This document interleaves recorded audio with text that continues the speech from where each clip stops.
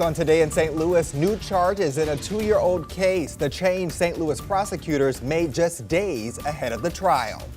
And Travis, the weather is mostly cloudy today, maybe a sprinkle, but really mild temperatures well into the 60s, and we've got some 70s in the 7-day forecast coming up. And so much to do all over the Lou. I like that rhyme there. How you can enjoy the first weekend of November across the bi-state.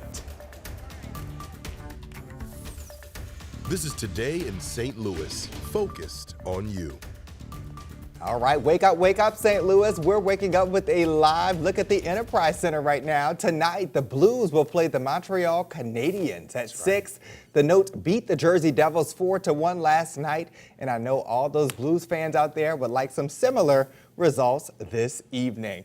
Go Blues! Good morning. It's Saturday, November 4th. I'm Travis Cummings. Mercedes McKay and Tracy Henson are off today, so we have the pleasure of being joined by Weather First meteorologist Jim Castillo. Yeah, good to see you. Good to see you as well. We don't get this often. Right, we're on different shifts. Right. And so very nice to see you. Yes. And Tracy is, I think, coming back today. Yes, doing some work in Maine for our sister station out there. Right, for the Yeah. shooting. Yeah. So weather-wise, boy, it's mild. I mean, It is. And then it gets kind of warm again, almost hot. As I we know, get into- and I'm like, it's just kind of creeping. Yeah, it's amazing though, right? I mean, Yeah. here we go into November, and yes, we had a really cold spell at the beginning of this past week.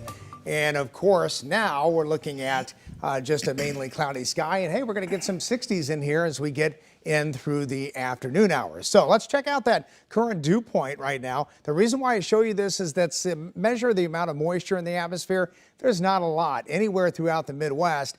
So we do have a cold front coming through here right now and very limited moisture at all. Some of this not even reaching the ground. So let's check in with that Weather First Doppler radar. Most of that is ground clutter that you see around St. Louis, but let's zoom in to our southern counties and you can see again a couple of returns, we call them on here on the Doppler, and you might see a sprinkle in these areas, but you know it's not going to bother anyone really. Your outdoor activity is still very nice today. Lots of dry time, plenty of cloud cover, and some limited sunshine. But 56 right now, it's mild and light wind expected today. It's not going to be really a breezy day, and high temperatures in the low and mid 60s. Not too bad. Coming up in Maine weather, we'll talk about the really warm weather coming next week. All right, Jim, we'll check back in with you. Thank you. Well, new from overnight, one man is dead and another is hurt after a double shooting in North St. Louis. It happened at 3:20 this morning at Francis Street and Cass Avenue. We're working to learn more on what led up to the shooting and if police have any suspects. Well, this morning, there's a new arrest warrant out for the driver in a deadly crash that happened back in March of 2021. Yesterday, prosecutors filed murder charges against Carlos Clausen for a crash that killed his 2-year-old daughter and ex-girlfriend. Until yesterday, he was out on bail with manslaughter charges. Police say he was driving at least 30 miles over the speed limit when he ran a stop sign near Halls Ferry Circle and Lewis and Clark Boulevard. Clausen hit a curb and crashed into 2 trees, killing his 2 passengers. He's set to be in court on Monday.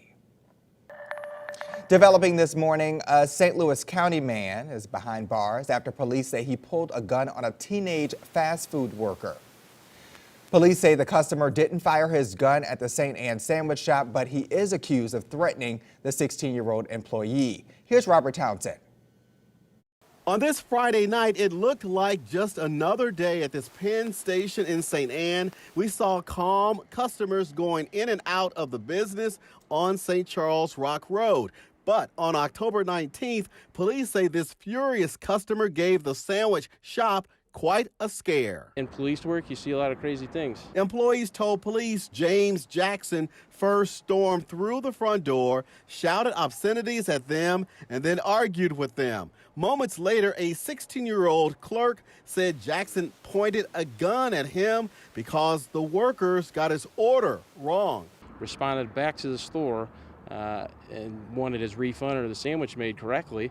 Whenever he didn't get what he liked, he produced his firearm and threatened to kill the individual. Police say there were 3 employees and 3 customers inside the business at the time. They say most of the scared people ran outside except the 16-year-old who was behind a counter when Jackson approached him. The worker told police Jackson pointed the gun at him, threatened to shoot him, and told him he would be back after the teenager got off work.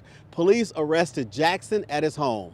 Police used his phone number to track Jackson. Officers also recovered a pistol loaded with 30 bullets. Customers are still shaking their heads. And that's crazy.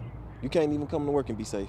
Investigators say Jackson claimed the employees were, quote, laughing and talking crazy to him, which made him fear for his life. Prosecutors charged Jackson with unlawful use of a weapon, which is a felony. We need to learn how to control ourselves and not let our emotions get the best of us. Robert Townsend, 5 on your side.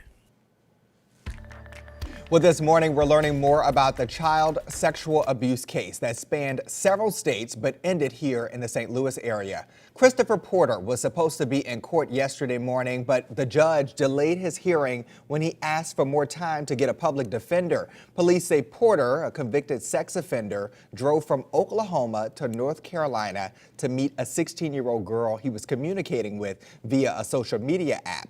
Kirkwood officers caught the 2 last week when they noticed a suspicious car in the Lowe's parking lot near I-44. I spoke with St. Louis County Prosecutor Wesley Bell about the investigation. We had some officers that, look, their gut instinct. They saw a car that it just didn't look right on the Lowe's parking lot, and they investigated, and that's how this came about. He said it was good old-fashioned police work there. The teenager is back with her family. The judge has not rescheduled Porter's court appearance. Well, today and tomorrow, the St. Louis Fire Department and American Red Cross will install about 1,000 free smoke alarms. Firefighters will meet at Engine House 28 on Enright Avenue at 10. Then they'll head out and install the alarms from 10:30 to 1. You can sign up online through the Red Cross. And a heads up for St. Louis County voters. Today, polls are open for no excuse absentee voting ahead of Tuesday's special election. From 9 to 1, you can head to the St. Louis County Board of Elections on Northwest Plaza Drive in St. Anne or the Daniel Boone branch of the St. Louis County Library on Clarkson Road in Ellisville.